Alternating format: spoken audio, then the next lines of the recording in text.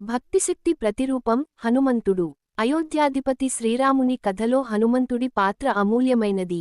వాయుపుత్రుడైన హనుమంతుడు చిన్ననాటి నుంచే అపారమైన శక్తి, తెలివి కలవాడు. కాని అతనిలోని అసలైన గొప్పతనం అతని అనన్య భక్తి. ఒకసారి సీతమ్మ జాడ తెలుసుకోవడం కోసం శ్రీరాముడు హనుమంతుడిని లంకకు పంపాడు. సముద్రాన్ని చూసి కొంతమంది వానరులు సందేహపడ్డారు. కాని హనుమంతుడు తన గురువుల ఆశీర్వాదాలు, రామనామ స్మరణతో తన శక్తిని గుర్తుచేసుకున్నాడు.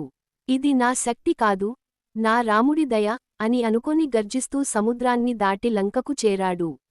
లంకలోకి ప్రవేశించిన హనుమంతుడు అశోకవనంలో బాధతో కూర్చున్న సీతమ్మను చూశాడు. ఆమెకు రాముని ఉంగరం చూపించి, ఆమెకు ధైర్యం ఇచ్చాడు. అమ్మా, మీ బాధ ఎక్కువ కాలం ఉండదు. మీ రాముడు తప్పక వస్తాడు అని చెప్పి, తన భక్తిని నిరూపించాడు. తర్వాత రాక్షసులతో యుద్ధం చేసి, లంకను అల్లకల్లోలం చేసి, చివరకు రావణుని సభలో నిలబడ్డాడు. అక్కడ కూడా భయం లేకుండా రాముని మహిమను ప్రకటించాడు. అతని తోకకు నిప్పు పెట్టినా, ఆ నిప్పే లంకను దహనం చేసింది. రాముడు విజయంతో అయోధ్య చేరిన తరువాత, హనుమంతుడికి ఏ వరం కావాలన్నా కోరుకోమన్నాడు.